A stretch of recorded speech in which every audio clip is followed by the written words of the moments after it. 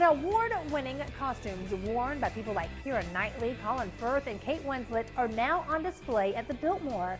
The brand new Wedding Gowns and Film exhibit made its debut over the weekend, and Jennifer Martin gives us a look at the beautiful costumes.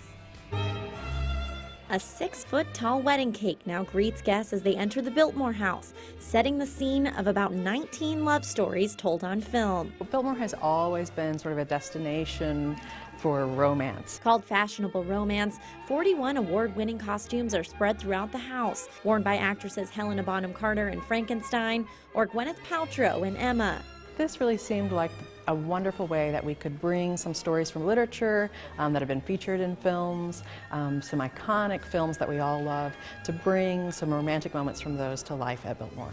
From Cosprop, the London-based company that recently furnished the Biltmore with Downton Abbey costumes, in the dining room are several dresses worn by Keira Knightley in Duchess. Hallways are filmed with costumes from Pride and Prejudice, and in the breakfast room, there are costumes worn by Hugh Grant, Emma Thompson, and more. This is Alan Rickman's costume that he wore as Colonel Brandon in Sense and Sensibility, and then Kate Winslet. But I think the most stunning thing on this costume is straw work.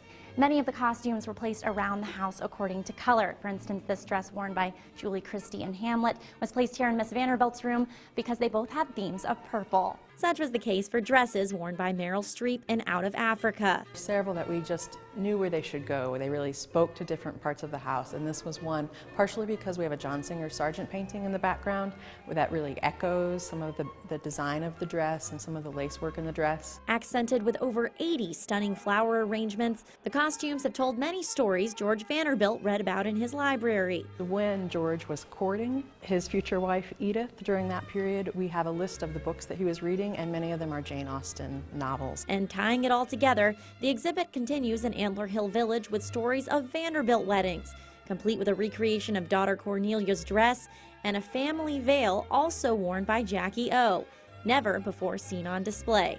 But then again, neither have the others. This is the only place these costumes will be. This isn't a traveling exhibition, so you have to come to Biltmore and be able to see it.